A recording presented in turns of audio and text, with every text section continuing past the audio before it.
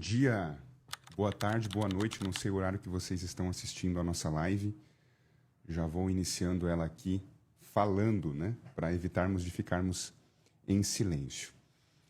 Hoje nós temos uma live, então, conforme foi anunciada, sobre o Agosto Laranja, principalmente, que é um mês de conscientização à esclerose múltipla, sobre a esclerose múltipla. Nós temos um convidado especial, meu sócio, Dr. Arthur Bittencourt, que vai participar aqui conosco também. Essa live vai virar um vídeo salvo na outra rede, na rede vizinha. Então, o Dr. Arthur já entrou aí pelo perfil da empresa, do escritório, para participar conosco. Mas, iniciando, enquanto ele se prepara aqui, o Agosto Laranja, né, que é o mês que nós estamos, fala sobre a esclerose múltipla, porque é um diagnóstico muito complexo. Assim como todas as doenças, né, geralmente acaba tendo uma responsabilidade muito grande por parte dos médicos, né, em diagnosticar um paciente. E por conta disso, existem alguns meses do ano que possuem cores, onde nós colocamos aí um mês de conscientização para diagnósticos mais complexos e que acometem muitas pessoas. Bom, a live vai também girar muito em torno do serviço que nós prestamos aqui no escritório, que é um serviço para pessoas que também são diagnosticadas com esclerose múltipla. Além da esclerose múltipla, outros 15 diagnósticos geram direito a esse benefício, mas nós vamos abordar, né, esse benefício com o Dr. Arthur, mas vamos abordar principalmente por conta do Agosto Laranja, essa live aí, neste mês em específico por conta disso. Então, aposentados e pensionistas, que é um dos requisitos que a legislação coloca, ser aposentado ou pensionista, né, somente essas rendas, são isentos do pagamento de imposto de renda sobre essas rendas, sobre esses rendimentos, quando acometidos com determinadas doenças. A esclerose múltipla é uma dessas. Cardiopatia grave, câncer, qualquer tipo de câncer, né, neoplasia maligna, Parkinson, hepatopatias e nefropatias graves também, então rim, fígado, diagnóstico de HIV, alienações mentais que, de acordo com o direito, né, acometam, né, acarretam numa perda da capacidade civil, uma perda de cognição significativa, essas pessoas possuem direito a esse benefício. Então, o Dr. Arthur vai entrar para falar mais sobre esse benefício, me ajudar nessa live com vocês. Enquanto ele vai se preparando, vamos falar um pouco do diagnóstico. O diagnóstico de esclerose múltipla, a doença, é uma doença neurológica autoimune crônica. Tá? Como eu mencionei, é uma doença de difícil diagnóstico, por isso que ela possui um mês próprio de combate, conscientização a esse diagnóstico. O sistema imunológico ele ataca o nosso próprio corpo e ele afeta a conexão entre o cérebro e o corpo. Então, os sintomas dessa doença eles são bem complexos e muitas vezes podem passar despercebidos. E isso dificulta muito o diagnóstico precoce. Por isso que existe um mês próprio para isso. É uma doença grave, mas perda de tontura, visão turva, formigamento, perda de força, perda de equilíbrio. E o diagnóstico, aqui eu estou fazendo uma colinha, né, para não esquecer todos os sintomas, que o objetivo da live também é conscientizar.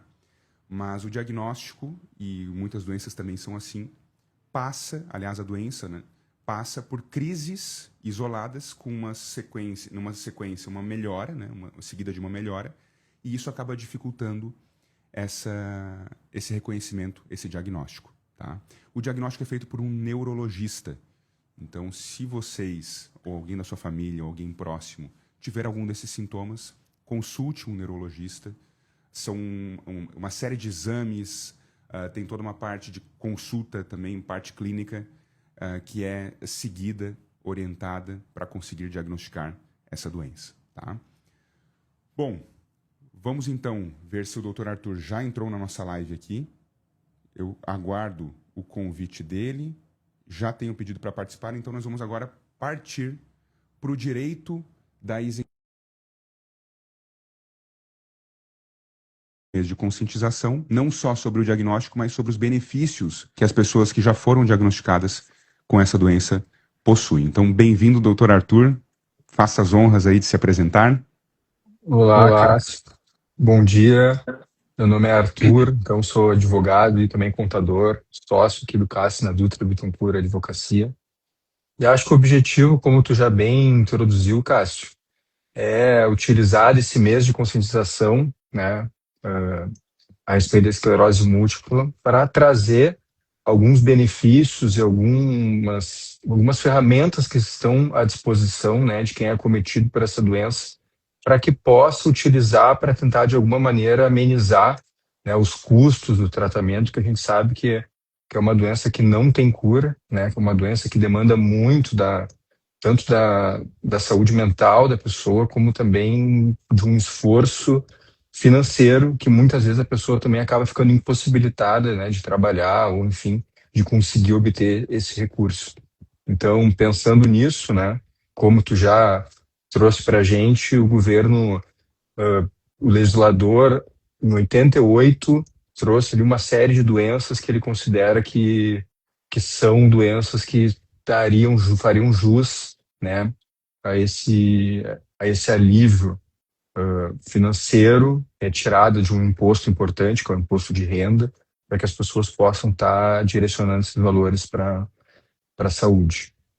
Perfeito, perfeito. Eu vou fazer aqui um sistema de algumas perguntas e respostas, Arthur, que eu acho que para a nossa audiência vai ser legal, mais fácil de eles compreenderem o direito também, a gente fazer essa sequência.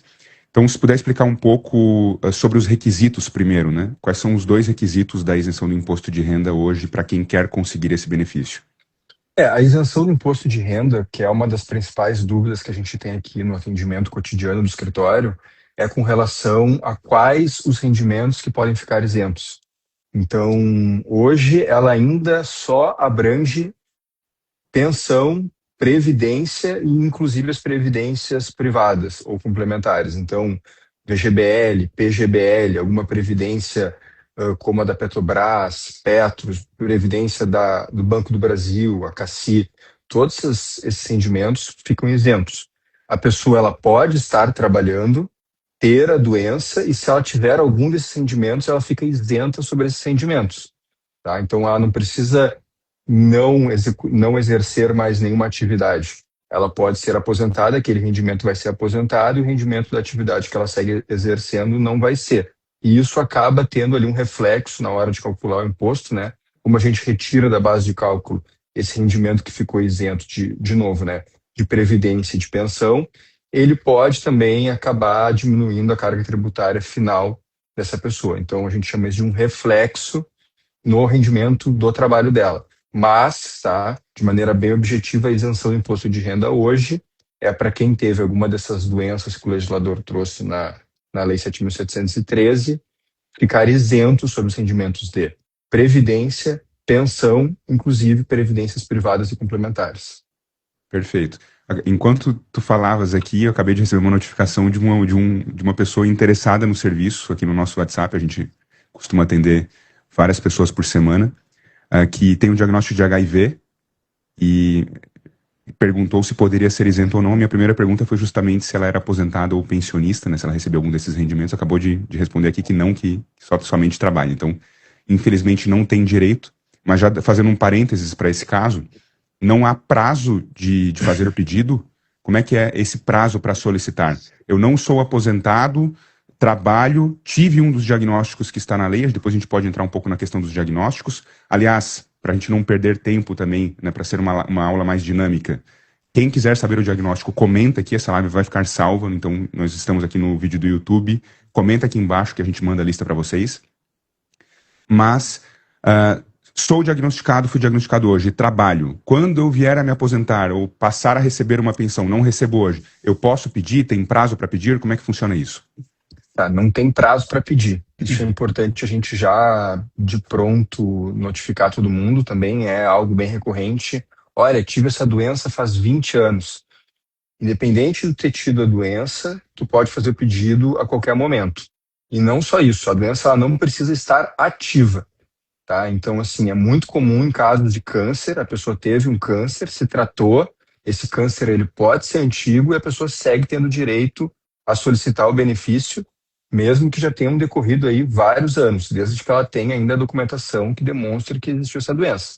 E isso se aplica daí para cada uma das doenças que a gente tem de uma maneira diferente. Então, no caso que tu trouxe do HIV, a pessoa, a lei ela traz a AIDS, né, que já é uma etapa mais avançada, mas seria um absurdo o legislador dizer para a pessoa que tem o vírus, né, olha, não te trata, deixa ele se desenvolver para um estágio mais avançado para tu poder ter direito ao benefício. Então, desde que a pessoa teve a identificação da carga viral, a partir desse momento, mesmo que ela faça o tratamento, aquilo nunca se desenvolva para a AIDS propriamente, tá?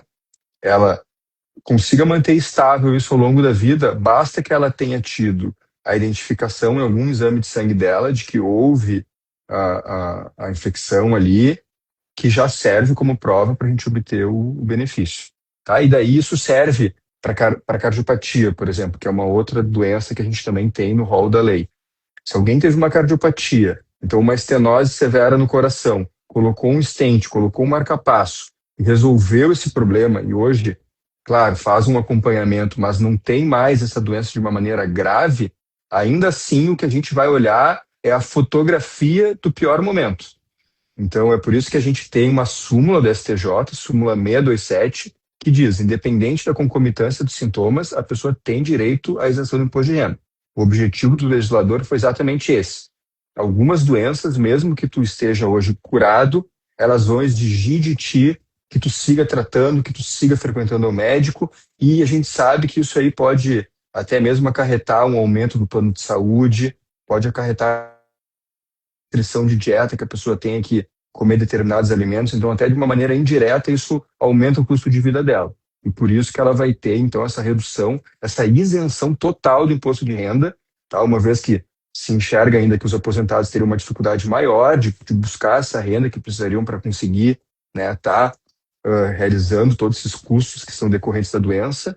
Então, essas pessoas têm isenção completa dos rendimentos ali da Previdência e da pensão quando tiver alguma das doenças da lei. Perfeito. Uma coisa que tu falaste, Arthur, durante a tua explicação, isenção total, né? Então não é uma parte só do imposto que é pago. Então se eu tenho um desconto de R$ 500, de R$ 300 no meu contra-cheque mensal ou de 5 mil, a isenção é total. Eu vou ser isento de todo o valor.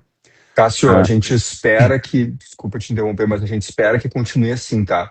2024, a gente teve uma mudança ali da taxa mínima, né, do corte do imposto de renda geral. Então, foi atualizada a tabela para R$ 5.000, o valor mínimo da isenção. E para substituir essa perda de receita, o governo ventilou, sim, limitar a isenção do imposto de renda para doenças graves. Então, ele queria fazer o quê? Até 20 mil tu é isento e a partir de 20 mil tu seria tributado. Felizmente, isso não andou para frente, tá? Mas a gente não sabe agora, no momento de eleição, se isso não pode vir de novo a entrar em pauta. Que é algo que eles fizeram com a isenção da contribuição previdenciária, que é um direito que acaba sendo até um pouco análogo à isenção do imposto de renda. A gente fez um vídeo no perfil da Dutra Bittencourt, então sigam o perfil da Dutra Bittencourt ADV, no Instagram.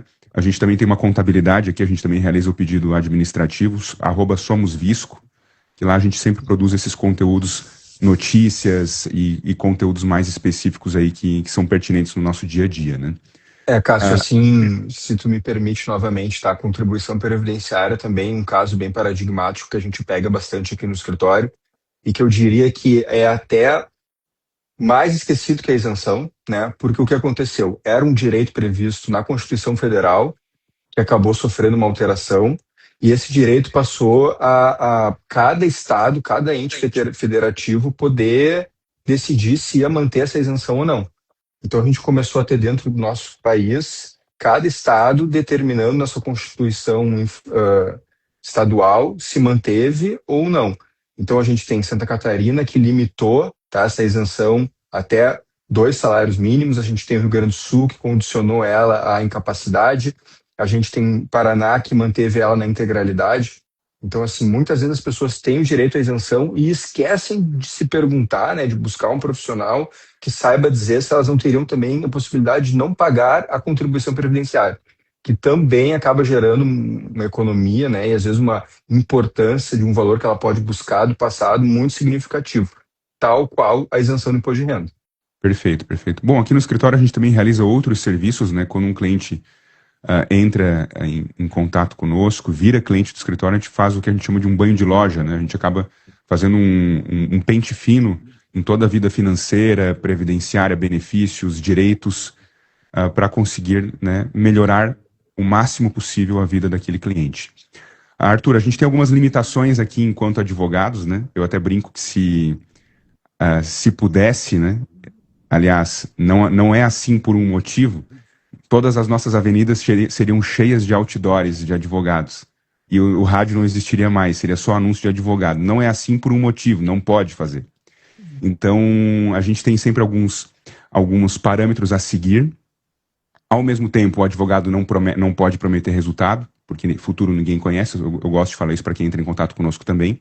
Mas, passando alguns números aqui, para vocês entenderem o histórico e entenderem o que nós estamos falando, né? Pela experiência de um escritório, tá? O nosso escritório, que já atendeu mais de 30 mil pessoas, tem mais de 700 clientes ativos hoje, realizando o pedido da isenção do imposto de renda, com mais de 80 milhões de reais recuperados para aposentados e pensionistas com esse direito.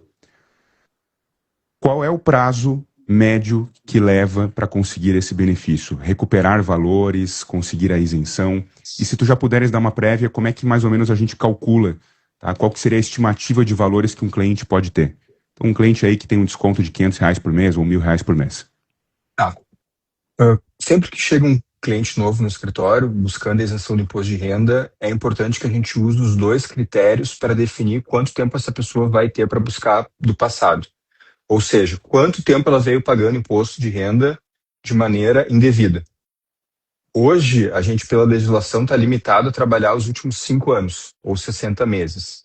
E esse prazo de 60 meses, a gente trava ele no momento que a gente faz o pedido. Então, se eu fizer o pedido hoje e esse pedido demorar 1 ano para tramitar, eu ganhei do momento que eu fiz o pedido para 60 meses para trás. Tá? Então, fazer o pedido já me garante com que eu trave esse prazo prescricional que a gente chama. O que vai definir quão para trás eu posso ir dentro desses 5 anos que eu tenho? O momento que eu comecei a ganhar o rendimento previdenciário. Então, se eu me aposentei ano passado, eu não tenho como buscar 60 meses. Eu só tenho como buscar até o ano passado. Então, se eu me aposentei há mais de 5 anos, eu vou poder buscar até o limite desses 5 anos. E depois, obviamente, a data do diagnóstico. Então, se eu sou aposentado há 10 anos, eu estou limitado a olhar 5 anos, e se a minha doença é do ano passado, eu estou limitado só até o ano passado. Se a minha doença e minha aposentadoria tem mais de 10 anos, eu vou poder buscar 5 anos ou esses 60 meses. Então, assim, como que se calcula isso? A gente pode fazer um cálculo mais aritmético, simples, que é considerar, tu falou ali, R$ 500 por mês e fazer 60 meses disso, mais atualização monetária pela Selic, mas, na regra, a gente precisa olhar a declaração dessa pessoa, retificar a declaração dessa pessoa, porque, como eu já havia mencionado, às vezes vão ter reflexos indiretos. Então, quando eu retiro esses valores da base de cálculo, às vezes isso vai influenciar no aluguel, às vezes isso vai influenciar no rendimento que a pessoa ainda tinha como assalariado. E no próprio valor da alíquota também, né?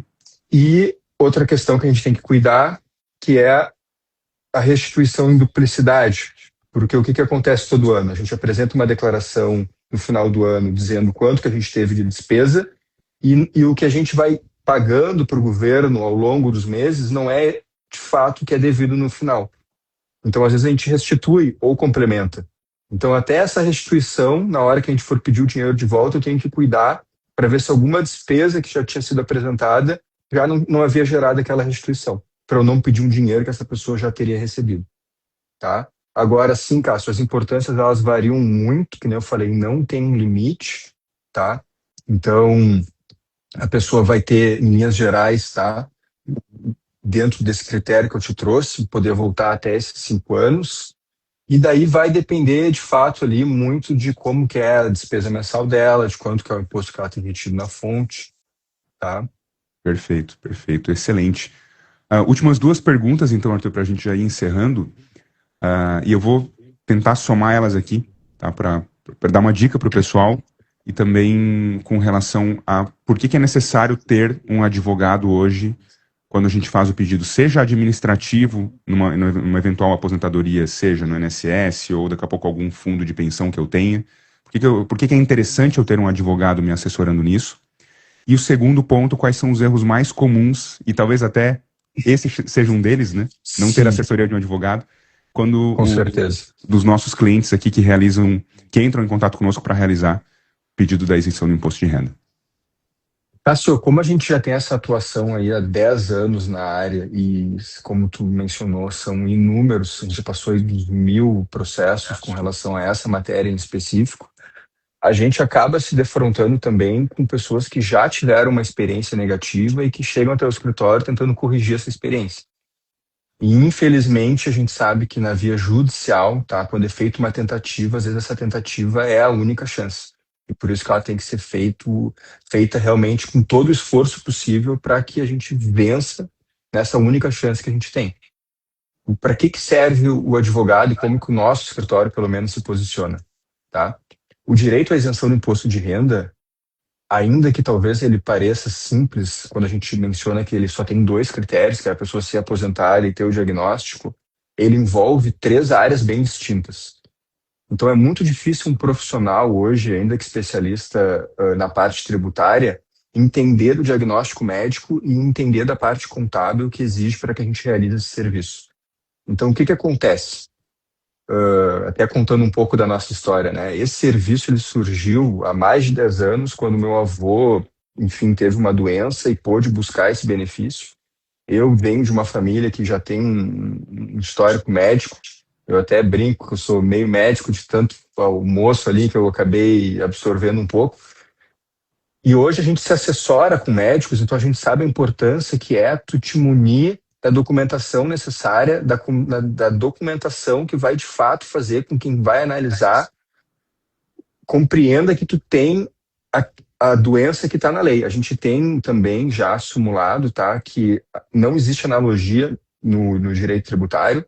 Então, se está escrito ali neoplasia maligna, infelizmente, tu pode ter uma doença até mais grave, tipo um câncer de pele, por exemplo, que às vezes ele não gera ali um transtorno tão grande como outras doenças, mas a gente tem que seguir o que está na lei e só se aplica aquelas doenças. Então, não é, infelizmente, não é o mais justo, mas é o que tem por agora. Existem projetos de lei buscando trazer outras doenças também para esse rol, tá?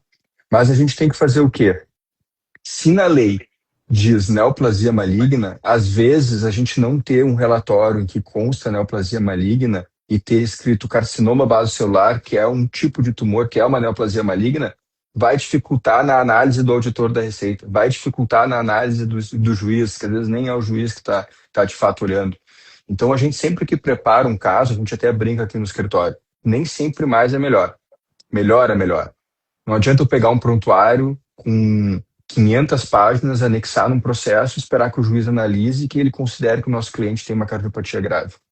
Então, desde a parte de um cuidado médico, tá, de conseguir definir a data mais pretérita para a gente conseguir ter toda a restituição, a documentação da maneira mais objetiva para demonstrar que a pessoa tem o benefício, tá, tem direito ao benefício. E depois toda a parte estratégica de ver se a gente vai buscar isso na via administrativa, se a gente vai buscar isso na via judicial, tudo isso com certeza é facilitado, né, quando tu tem um especialista trabalhando ao teu lado. Então, assim, a gente já teve casos de pessoa em que o perito, no processo judicial, disse assim, é uma cardiopatia grave. Mas as perguntas que o advogado fez não levaram o juiz a concluir por um erro gigantesco, né? A gente considera um erro gigantesco o processo da pessoa, que ela tinha direito ao benefício. Então, por mais que o perito tenha, de maneira expressa, colocado, isso não é um processo nosso, é um processo que chegou até a gente depois tentando, nesse mesmo sentido, de tentar corrigir o que foi feito, né? O perito disse que é uma cardiopatia grave e, infelizmente, essa pessoa não teve o benefício concedido. Tá? E agora a gente está buscando tentar reverter isso e é muito mais complicado. E daí são inúmeros processos administrativos, né? Onde é negado o benefício, onde ele é concedido de maneira incorreta, então não se considera todo o período que a pessoa tinha para trás, se considera só do momento que é feito o pedido para frente, que é outra ilegalidade. Então, assim, Cássio, não é nem dizer que o barato sai caro às vezes, né? Que eu acho que não é a melhor metáfora. Realmente, assim, às vezes tu não buscar um apoio vai fazer com que tu nem só perca tempo, se frustre e ainda tenha toda essa questão de ficar se envolvendo em entender como que faz para fazer o pedido administrativo. A gente sabe que também não é fácil lidar com o sistema, tá? Então a gente sempre recomenda que busque um colega, busque um escritório para encaminhar da melhor maneira possível. Perfeito, perfeito. Eu acho que essa realmente a principal erro, digamos assim. Outra questão que eu acabo vendo muito, que acaba não sendo um erro hoje, mas que vai acarretar no futuro, é aquela pessoa que a gente mencionou, foi diagnosticada hoje, ainda não é aposentado, e não se prepara para quando se aposentar ou receber alguma pensão, né, que geralmente daqui a pouco pode ser daqui 20 anos, guardar esse documento, né? Porque hoje a gente tem uma obrigatoriedade aí de 20 anos de hospitais e clínicas de fazerem esse arquivo, então acaba que a pessoa tem direito, mas não consegue comprovar que possui esse direito quando não guarda essa documentação. Então a gente acaba vendo muita gente com cânceres de pele que ocorreram há 30 anos, tem um desconto às vezes, muitas vezes alto, né? E não consegue a isenção porque não tem esse documento, a gente não consegue mais buscar. Um profissional especializado no serviço muitas vezes tem parcerias com equipes médicas que fazem laudos particulares. Quando tem algum documento, é possível estar atualizando esse laudo, né, para fazermos esse pedido. E eu acho que, fazendo uma analogia com tudo que a gente falou aqui, né, advogado tem de monte, se pudesse a gente teria outdoors em todos os lugares. Realmente o que não tem muito são pessoas especializadas naquele serviço. Então, eu acho que focar nisso. Eu comecei falando lá, antes de tu entrares, Arthur, sobre quem pode diagnosticar, laudar a esclerose múltipla. É um neurologista. Então, assim como na medicina existe o especialista que vai laudar aquele diagnóstico específico, no direito também não deixa de ser, né? O encanador que trabalha com uma parte hidráulica, o eletricista que vai trabalhar com a parte elétrica, né? Existe a especificidade e dentro do direito, como são inúmeras normas, não é possível saber tudo. Quando a gente vai atrás de uma pessoa especializada num serviço, acaba se tornando simples, mas o simples é o auge da sofisticação, né? São Sim. anos de experiência e acaba se tornando simples, pode parecer que até simplório, mas na verdade, que bom se tudo fosse simples na vida, né? E geralmente quem é especialista consegue passar isso. Arthur, muito Cássio, obrigado. deixa Vamos eu encaminhando aproveitar, deixa eu só pro final, a aproveitar. mensagem final, tá? Tá. Para a gente ir encerrando. Eu acho que assim, o que tu comentou sobre essa questão de buscar um especialista ainda, tá? Muitas vezes as pessoas chegam até o escritório sem ter esse diagnóstico de esclerose múltipla até de fato, ou espondilite também, que é um diagnóstico complicado, bem, bem redondo. Então, o escritório, pela atuação dele já em inúmeros processos, sabe até indicar, às vezes, um profissional, como o Nendo falou, a gente tem contatos hoje com médicos que já trabalharam no INSS, já trabalharam como peritos, que sabem, às vezes, fazer esse tipo de relatório. Mas a gente sabe qual exame que a pessoa tem que buscar, que é um exame que ele é muito considerado na hora de fazer esse enquadramento. E também, né, dentro do nosso métier propriamente, que tu falou assim, demora às vezes para a pessoa se aposentar. Mas muitas vezes nessa análise a gente descobre, olha, pode se aposentar antes, tu pode buscar um benefício social. Então, eu acho que assim, a gente tem muitas pessoas hoje no Brasil a gente está nesse mês de esclarecimento, né? A gente tem muitas pessoas no Brasil hoje que são acometidas com essa doença.